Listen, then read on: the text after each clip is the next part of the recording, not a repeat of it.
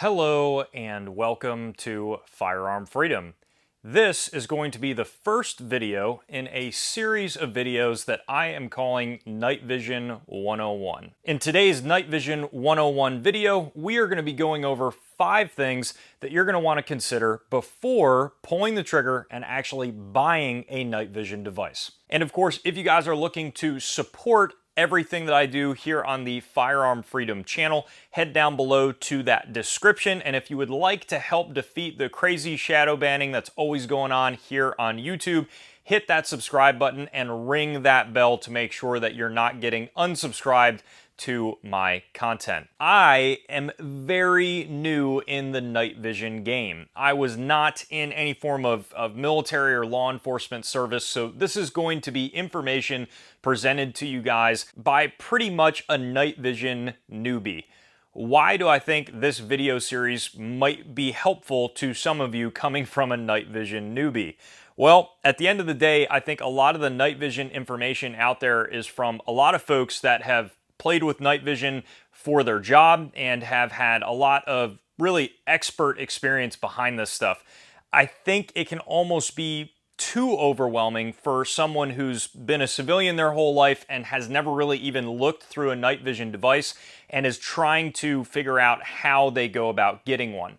When you see these videos talking about quads and duals and $10,000, $20,000, $30,000, $40,000 night vision, or even $5,000 night vision, it can be incredibly overwhelming. And you start hearing terms being thrown around of infrared and IR lasers and lights and other different things. And I didn't really find a single video that was coming at it from just bare bones basics. And if it's one thing that I've learned about the night vision community in the short time that I've been in it now of a few months, is that we need more people in the night vision community.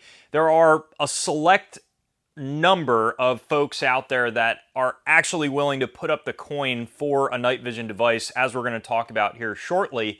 But overall, the community is incredibly small. Hell, half of the time, folks out there don't even understand that it's like legal to own night vision, which is kind of sad to even think about. But it's 1000% legal to own the night vision devices here in the United States. And of course, that may differ in some countries, so I do apologize if you guys are watching from a not so free area. I'm of the belief personally that if government, if military, law enforcement have something, especially something at a grassroots level, I also want to have that item and I want to get proficient with it and I want to train with it. And that can be a defense against an SHTF situation in the future. It can be a defense against tyranny, or it can also be a very practical use for hunting or just to train because you find it interesting. What is the first thing to think about when it comes to night vision?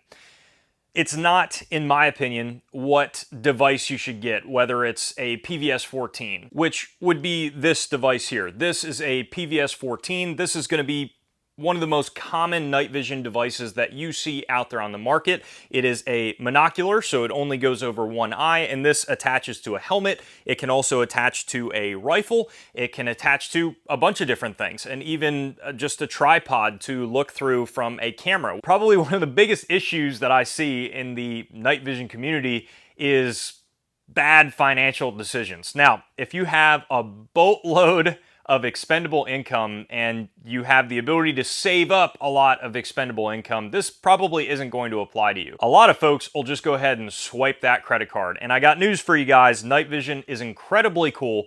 It is great to train with, but it is not worth going into debt over. And I'll tell you guys from firsthand experience, my actual full-time job aside from being a YouTuber is working at a gun shop. I'm definitely not rolling in expendable income.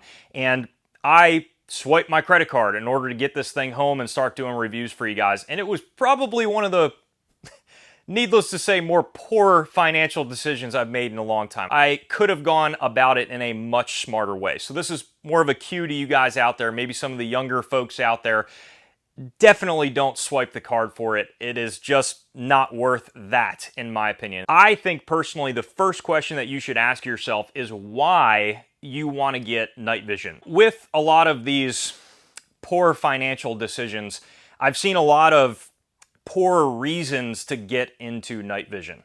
I've seen a lot of folks getting into night vision just for the flex of having night vision on social media.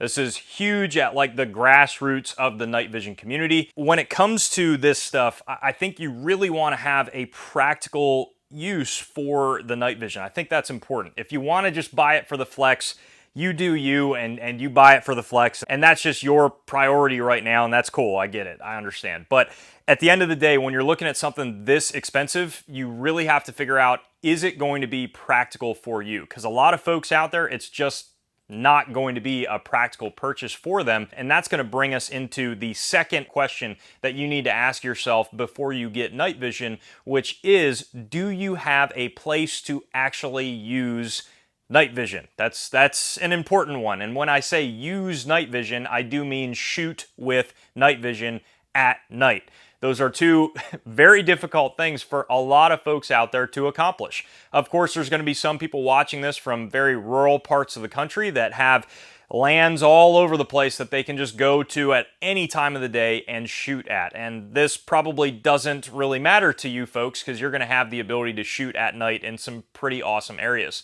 But if you live in a more residential area where there's not much around you that allows you to shoot at night or shoot at an indoor range with the lights off, that's going to be a big deal because it's a lot harder to find a range that's actually going to allow you to shoot at night. There's obviously a lot of safety concerns there, and I can almost promise you, you are not going to roll up to just a random public range and have them allow you to shoot at night. Now, of course, everyone's going to make the argument, hey man, you have the night vision, so, just go there and no one's going to be able to see you because it's at night and suppressed, and I get it. But when it comes to actually training, you got to find a place to be able to shoot at night. I think another thing that actually really will help with training and something that doesn't take a range and is not shooting related is actually going on night hikes with your night vision. And that is something that can really help out just learning mobility under night vision, because that can be a little bit difficult looking through a tiny little tube and trying to see your surroundings and step over objects in the woods can be a bit tough. And you're going to be able to find a lot more places out there where you can just simply walk around in the woods at night, but maybe that you can't shoot at night. So that's a big question, and a lot of folks don't even ask themselves that. They spend roughly $4,000 to $5,000 on a total setup to be able to shoot at night, and you ask them, hey, where are you going to shoot at night? And they don't have anywhere to shoot at night. They have no clue, but they got awesome Instagram photos, so that's all that matters. So again, just things to ask yourself before you go this deep into the night vision rabbit hole. Now, if you want to say, hey, I want to get this stuff in case they ban them in the future or make it more restricted for a civilian to be able to get night vision, that I completely understand. And that's also a very valid point and something to consider. And that's going to get us into question number 3, which is, do you fully understand the amount of money that's involved in getting night vision? I'm not going to sugarcoat it or anything like that. It is a very, very, very expensive rabbit hole to fall down. Whether it is the night vision device itself, or something like a helmet or something to mount this night vision device on, or a rifle to use with this night vision device. Now, the most common ones, as you heard me mention earlier, that you're going to see people going with is a PVS-14. This is standard in most military applications at a base level at this point in time. You're going to see a lot of law enforcement with PVS-14s, and this monocular is generally going to run you anywhere from $2,800 up to $3,400 or $3,500 for a good night vision device. I can absolutely tell you guys that this is a buy once, cry once situation. When it comes down to night vision, I see people all the time saying, hey, is this affordable option that's maybe $1,900 good? Is it okay? Is this questionable company okay to get night vision from? Most of the time, I would recommend to not do that, especially when you're already paying $2,000. Think about how much high-level firearm gear that you could get for $2,000. If you're already going into this over $1,000 or $1,500, you might as well save up to get to $3,000 and get to something that's actually going to be a good optic. What you'll see a lot of the time for these low-level companies is they're using factory seconds, which means these devices, these night vision tubes that are inside of these housings, are really not good for contract use. They have too much blems, or there's something wrong with them in a way. They still work, but they're just not the highest quality device, and then they will be sent to a lot of these subcontractors that get factory seconds and are able to refurbish them kind of in a way and then sell them to the public. I'm oversimplifying that process quite a bit, but you guys get the idea. There's very high chance that you could get something from a not so reputable company, and all of a sudden you just paid all this money and your optic barely even turns on, or there's a bunch of blemishes, which are little black spots all over the optic, and you can't really see through it. So that's something very important. If you're thinking about going through this, get ready to save up some money or sell some guns in order to get to that point that's going to get you a high quality night vision device, whether it's a monocular or a binocular, and we'll get into that as well in later videos. To trail off of disposable income, getting into the fourth question that you need to ask yourself before getting night vision is, do you have a rifle that you can shoot under night vision? You can't really just put on night vision and look through a regular optic. A lot of people might not know this, but an optic has to get dim enough so that only the smallest amount of light is seen by your night vision device. The night vision device is operating off amplifying any small light sources that are out there. So even the smallest red dot on a low setting is going to be far too bright for your night vision device, and sometimes can even ruin the night vision device depending on how bright it is. So getting a night vision compatible optic is very important and needs to be on whatever rifle that you have to shoot under night vision.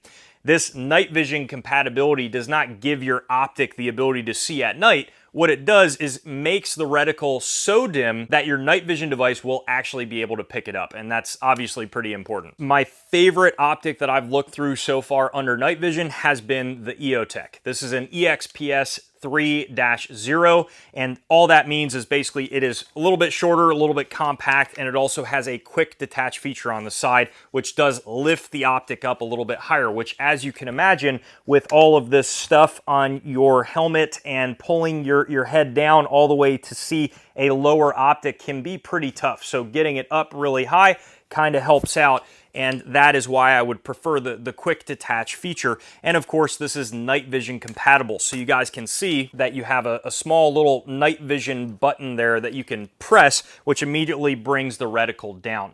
Now, along with having something to look through, which gives you what's called passive aiming, and that's going to allow you to aim your rifle under night vision without giving any sort of a signature to somebody else that might have night vision. Of course, in that scenario, if the person that you were fighting against had night vision and you were shining a light that only the night vision optic could see, you couldn't see that out of your naked eye, but that's called active aiming because it lets anyone else in the area that has night vision know they see this massive lightsaber beam of infrared light. So there is times that passive aiming, which shows no signature through an optic, is helpful, and the EOTech, in my opinion, has been the most comfortable way to do that.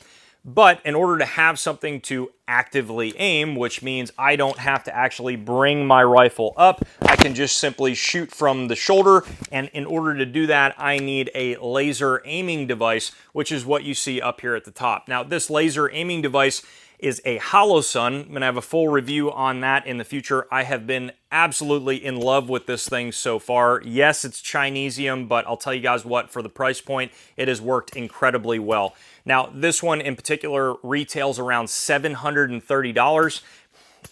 It's a lot, but if you're already into the night vision, $3,000, an extra $700 is kind of like whatever.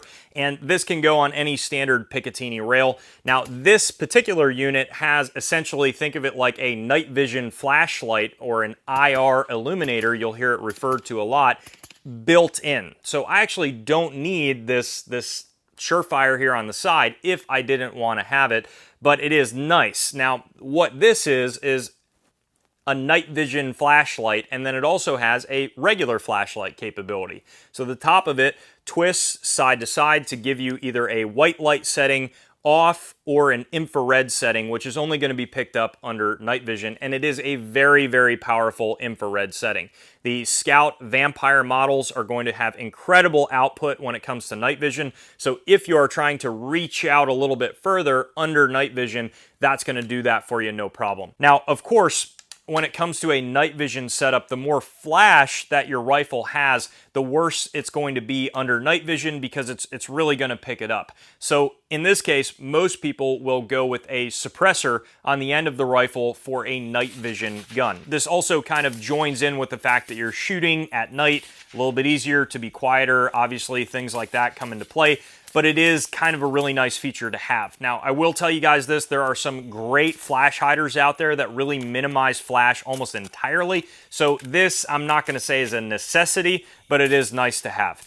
Of course, as you can see here, this night vision build is not cheap. If you did not have a rifle, you didn't have an EOTech, you didn't have an illuminator or a laser, you were starting from scratch, this in itself is going to cost as much or more than the night vision device itself. So that's something to consider as well. Your night vision build, if you are on a budget, does not need to do all of these different things. If you have even an affordable red dot that gives you a night vision setting, and you have this hollow sun on the front. Hell, it could even be something like an MMP 15 Sport 2 with a quad rail on it to give you more mounting space, and that could absolutely work under night vision. So don't think you have to spend $3 grand on a night vision rifle. If you just spent money on the night vision and you're just looking for a way to start training with it, that can absolutely be had. But it's definitely a question to ask yourself, do you have something that you would dedicate as, say, a night vision build to go along with your brand new night vision device? And the fifth and final question to ask yourself is, do you have a way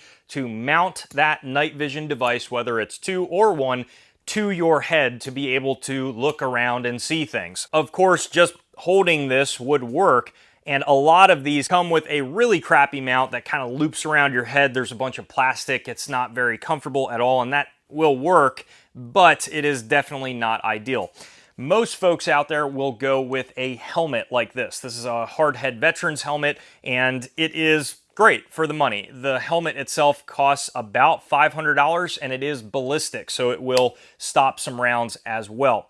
Now, of course, I have a few other things on here, some other infrared lights, a counterweight in the back, which just helps balance everything, and then some really affordable Howard Light hearing protection on the side of the helmet, so I don't have to worry about, putting earplugs in or something like that, and it's just a little bit easier to have everything in one setup. You absolutely do not need a ballistic helmet. I know a lot of people out there are probably going to have a ton of opinions, but you could absolutely just go with something like a Team Wendy bump helmet, and that's a great helmet. It's going to achieve everything that you need it to achieve to hold your night vision device and be able to shoot with it, but it's not a necessity to go with such a heavy helmet, and these are not cheap, especially when you start getting into more of the complete US-made ballistic helmets. They are well in the $1,000 range. Now, the other thing that you can go with is just simply a skull cap, which is like kind of this mesh netting helmet. It almost looks like a swimming cap that you can mount the night vision device on the front of. And this tends to be a really comfortable, lightweight option to go with. And if you're just, say, going on a night hike and you don't want to deal with a big heavy helmet or something, or you're just messing around with the night vision device in the backyard, or even training with it at the range and you don't have the money yet to spend on a helmet, you can just go with an option like that. And I think those are like $60. So mounting the night vision to your head is definitely not the most expensive piece of the puzzle, but it's really easy to get caught up in that flex portion of it that we talked about for question number 1 and need to get the coolest high-speed helmet, and that's just really not necessary. There's a lot of helmets out there that will work that are super affordable. Hell, you could even go with like a skateboard helmet or something like that, which a lot of folks have used over the years. So that is also something to consider. And that is going to wrap up